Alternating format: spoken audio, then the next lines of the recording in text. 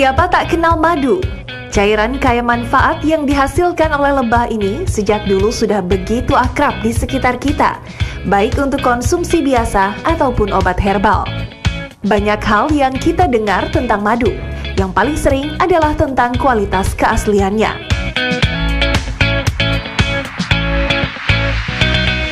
Sebagian besar pemahaman tersebut datang dari mulut ke mulut tanpa adanya upaya pencarian informasi yang sebenarnya. Uniknya, belum ada literatur yang mendukung hipotesis yang beredar di masyarakat. Ketika hendak membeli madu, sering kita merasa ragu akan keasliannya. Untuk memastikan madu itu asli atau palsu, memang bukanlah perkara mudah. Namun jangan khawatir, Anda bisa mendeteksinya dengan menyimak mitos atau fakta seputar madu berikut ini.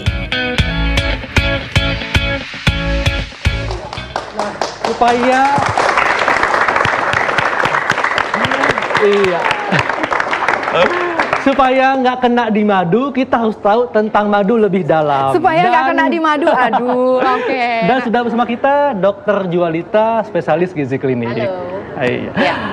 Mas Kurniawan, suka madu nggak? Atau punya madu? Atau mau madu, waduh. Nggak, suka banget. Suka. Madu. Suka mau konsumsi madu. Madu yang Suka. seperti apa nih? Yang sukanya kan banyak nih jenisnya. Saya dan keluarga suka madu Arab ya. Madu Arab. Cuman nggak tahu jenis madunya. Cuman di rumah sering minum madu Arab. Emang rutin minum Rutin, madu. iya. Oh, rutin minum madu. Nah, Dok, Ya. ini masyarakat mungkin sudah banyak yang mengganti gula pasir dengan madu ketika minum teh. Nah, apakah ada perbedaan? Kan sama-sama manis nih, madu dan gula pasir. Nah, mana yang lebih baik, Dok? Apakah kita dengan gula pasir atau madu ketika minum teh? Ya, gula pasir sama madu dia sama-sama isinya adalah gula. Oke. Tapi yang gula pasir isinya dia sukrosa bilangnya. Dia glukosa dengan fruktosa. Sementara si madu ini dia isinya gula tapi ada tambahannya. Jadi dia juga Tambahannya apa nih, mengandung. Dok? Nah, dia mengandung vitamin dan mineral.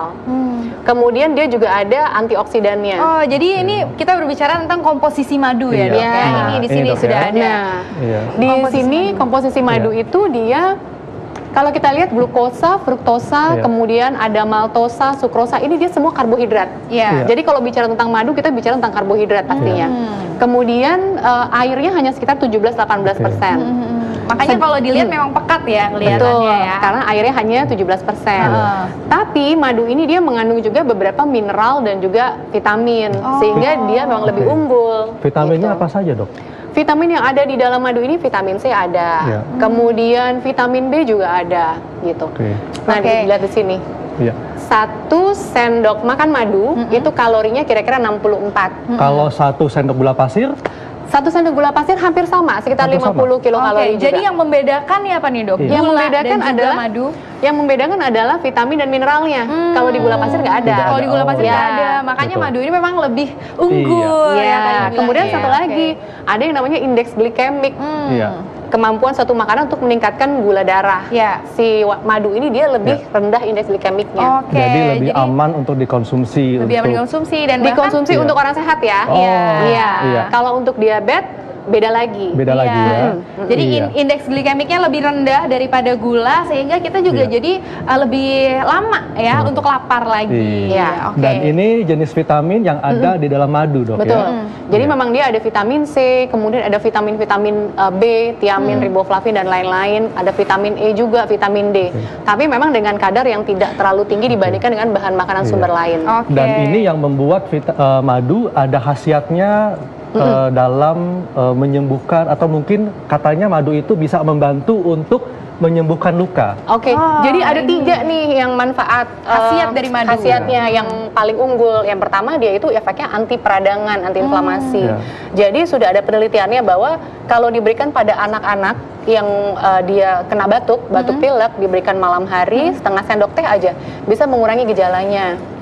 Kemudian yang kedua, dia punya efek juga antimikroba. Makanya sekarang itu sudah banyak penelitian yang menggunakan madu pada perawatan luka, Ya. luka bakar yang derajatnya ringan tapi gitu.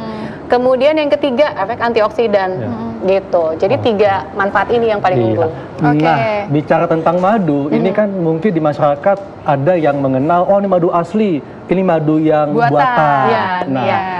Dok, bisa nggak dijelaskan pada pemirsa bagaimana untuk membedakan nih madu asli dengan madu buatan? Iya, ini penting nih supaya kita tidak tertipu. Jadi memang sekarang itu cara membuat madu yang buatan itu banyak banget triknya. Dia bisa membuat madu benar-benar mirip dengan aslinya. Jadi warnanya hampir sama. Kemudian kekentalannya juga hampir sama. Karena dia bisa nambahin gelatin supaya bisa kental seperti itulah. Jadi kalau lihat secara umum warnanya hampir sama dengan yang madu asli. Nah, ada satu penelitian yang dilakukan di Indonesia. Jadi dia membandingkan antara madu asli dengan madu buatan. Madu buatan artinya yang dibuat dengan menambahkan bisa glukosa, fruktosa maupun gelatin supaya hampir sama gitu. Nah, caranya di depan kita ini ada berbagai jenis madu, Dok. Nah, bagaimana, Dok, tadi cara membedakan madu asli dengan madu buatan? Ya, jadi kan ada banyak banget tuh caranya. Nah, ternyata yang paling signifikan adalah kita bisa melihat kelarutan madu ini di air. Oke, kita coba ya. Jadi kita ambil. Kita juga nggak tahu ini madu asli atau enggak ya. Betul. Iya, jadi ini tiga jenis madu ini ya. Madu tiga. Oke. Kita masukkan. Nah, kalau di penelitian tersebut madu yang dia seperti ini, jadi dia seperti membentuk apa ya, pita ulir, dan tidak mudah larut. Ini adalah madu yang asli. Seperti yang kedua. Ya. Sedangkan kalau yang madu buatan dia akan lebih cepat larut. Ini berarti seperti yang pertama dan yang ketiga. Iya. Berarti ini bisa dikatakan madu yang kemungkinan besar kalau ini adalah yang asli. Ya. Oh, seperti ini. Karena memang secara fisik madu itu dia lebih kental. Jadi kalau madu yang asli itu ketika dilarutkan dia akan tetap terpisah ya. Betul. Jadi seperti air dan minyak. Ya. Tapi kalau madu buatan ketika dilarutkan di dalam dia air akan maka cepat bergabung akan dengan lebih air. mudah larut. Yang ini juga sepertinya buatan ya, Dok ya. Sepertinya buatan karena tadi saat kita masukkan ini mudah larut dia. langsung mudah larut ya. Mungkin ada juga bukan Langsung buatan mudah tapi madu larut. asli tapi dia ditambahkan macam-macam gitu. Ini sekali lagi kalau misalnya yang asli ini terlihatnya seperti ini ya. Iya. Madu asli dia bisa lihat kayak uliran gitu dia ya. tidak akan mudah larut ya. Betul. Jadi akan terpisah seperti air dan minyak. Iya. Oke, ini yang asli ya. Iya. Iya, Dok. Kita balik lagi kepada madu dan gula. Tadi dokter bilang bahwa madu ini mengandung karbohidrat ya, mana itu juga gula. Nah, apakah madu baik dikonsumsi oleh pengidap diabetes? Oke. Intinya untuk pengidap diabetes adalah dia harus tahu berapa maksimal konsumsinya.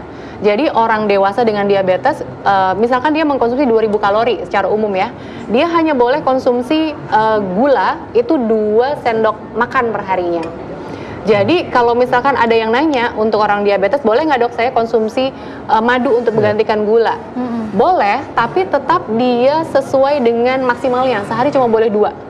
Nah, sehari yang 2 sendok itu juga harus dibagi. Yang satu itu buat bumbu masak. Kita maksudnya safe nih, buat bumbu masak kan pakai gula seringkali. Nah, yang 1 sendok lagi boleh pakai madu untuk minum misalnya. Oke, nah Kurniawan nih biasanya lebih memilih madu atau lebih memilih gula untuk memaniskan kehidupan? Karena saya orang Jawa, jadi memang manis itu suka banget gitu. Cuman madu saya mengkonsumsinya sehari 3 kali. Nah, mumpung di sini pengen tanya juga nih, Dok, boleh ya? Ini kan bagus nih buat konsumsi atlet. Cuman permasalahannya idealnya untuk seorang atlet itu minimal mengkonsumsi itu seberapa banyak, terus maksimalnya itu seberapa banyak. Jadi untuk atlet nggak boleh lebih dari 1 liter misalnya sehari. Kalau 1 liter ngeri juga ya. Jadi intinya gini, tadi saya bilang konsumsi kita kan rata-rata 2000 kalori. Kalau 2000 kalori kira-kira gula pasir dan madu itu hanya boleh dikonsumsi maksimal 4 sendok makan. Jadi dia seperti sharing gula pasir dan madu. Jadi jangan madunya 4 sendok, gula pasirnya 2, enggak, itu kebanyakan. Gitu. Tapi sebisa mungkin memang kita mengurangi konsumsi gula kan. Karena ini sama, dia gula juga. Gitu. Iya. Oke, Dok, ini sangat jelas sekali penjelasan tentang madu dan tentunya kita bisa mengkonsumsi madu dengan batasan yang benar, Dok, ya. Tadi ya 4 sendok ya saja. 4 sendok makan per hari. Saja. Dengan tetap mempertimbangkan konsumsi gula pasir juga. Kalau gula pasirnya udah nambah di bumbu masakan, berarti kurangin lagi. Kurangin lagi. Itu berarti dalam 1 hari kita mengkonsumsi gula ya maksudnya ya? Betul. Oke. Dan pilihlah madu yang asli ya, dibanding yang buatan. Ya. Baik, terima kasih Dr. Jolita. Sama-sama. Penjelasannya, Mas Kurniawan. Terima kasih Mas Terima kasih. Kurniawan. Iya. 1 jam ya, nggak terasa kita membahas semua ini dan saatnya kami pamit undur diri.